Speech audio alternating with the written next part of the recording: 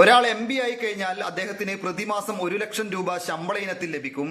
70,000 രൂപ മണ്ഡല അലവൻസായി മണ്ഡലത്തിലെ പ്രവർത്തനങ്ങൾക്ക് ലഭിക്കുന്നതാണ്, ഓഫീസിന്റെ പ്രവർത്തനങ്ങൾക്ക് വേണ്ടിയിട്ട്. 60,000 രൂപ ഓഫീസ് സ്റ്റാഫിന് ശമ്പളം കൊടുക്കുന്നതിനും വേണ്ടിയിട്ട് ലഭിക്കുന്നതായിരിക്കും. 2,000 രൂപ പാർലമെന്റ് സെഷനിൽ പങ്കെടുക്കുമ്പോൾ പ്രതിദിനം താമസത്തിനും ഭക്ഷണത്തിനുമായിട്ട് ലഭിക്കും.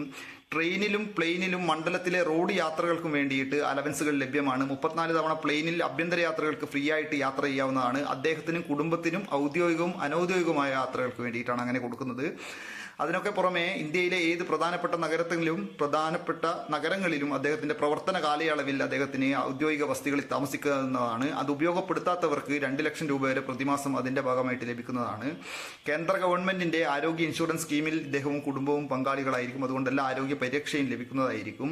ഒരാൾ വിരമിച്ചു കഴിഞ്ഞാൽ 25,000 രൂപ മാസത്തിൽ പെൻഷനായിട്ട് ലഭിക്കും. ഇതിനൊക്കെ പുറമെ വെള്ളവും വൈദ്യുതിയും ഇന്റർനെറ്റ് കണക്ഷനും സൗജന്യമായി ലഭിക്കും ഒരു പരിധിവരെ.